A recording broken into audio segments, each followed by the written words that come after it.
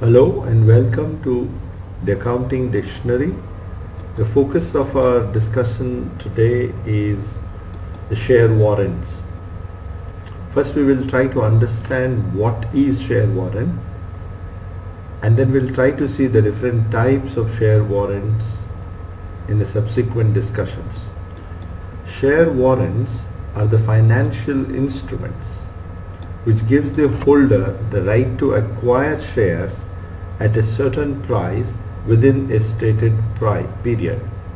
So warrants are option given to the receiver to subscribe to purchase or to acquire shares at a predetermined price within a particular period.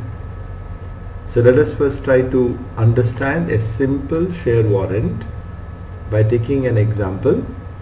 Suppose this is the balance sheet where the company is having capital with a face value of 10 of 150,000.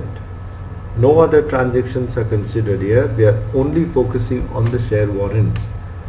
Suppose the share warrants are issued by this company. This company issues, A Limited issues 1,000 share warrants to X Limited, and each share warrant entitles X Limited to subscribe to one ordinary share at a predetermined price of 55, and A Limited collects 25% of the money due immediately. So X Limited gets the share warrants of 1,000 warrants, and each warrant entitles X Limited to buy one share. So the number of warrants given is 1,000. Each warrant gives a right to buy one share. The face value of the share is 10. The price at which the shares can be bought will be 55 in respect to the price, and the money collected is 25% of the money due. So at the time of the issue of the shares, cash goes up because the cash is collected now to the extent of 25%. Cash increases by 13,750, and share warrant appears on the balance sheet on the sources side of 750, and no change in any other item. So the all other things remaining same. So the balance sheet will look like this. The debtors, so the total of the balance sheet will be telling, because the change in cash is equal to the change in the share warrants. And while computing the equity of the company, share warrants will be included in the equity. So the equity of the firm is capital plus retained profits plus share warrants. Now at the time of the issue of the exercise of these warrants, let us assume that all these warrants were exercised. So the 1,000 shares are issued to A Limited, to X Limited. So the capital will increase by 10,000. The premium will increase by 45,000.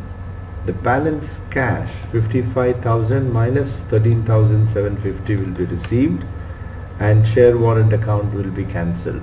Let us see that. So capital will increase by 10,000.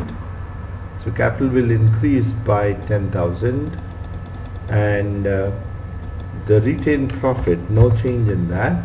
The creditor, no change in that.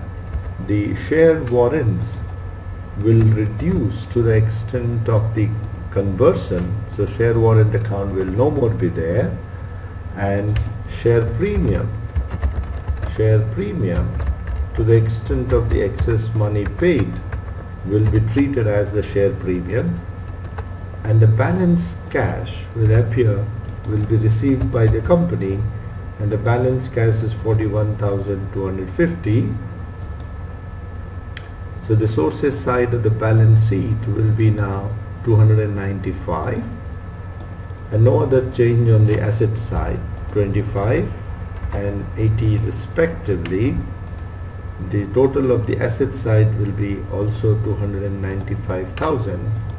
So the point to be observed here, that at the time of the issue of the warrants, share warrant appears on the sources side, and when the warrants are converted into capital, the share warrant will become zero, and the capital to the extent of the face value increases, and the share premium, the excess money paid, will be treated as a share premium, and the balance cash will be received at this point of time. So share warrants will continue to appear on the balance sheet as long as the share warrants are not converted or the party has not exercised its option of converting the share warrants into capital. Thank you very much.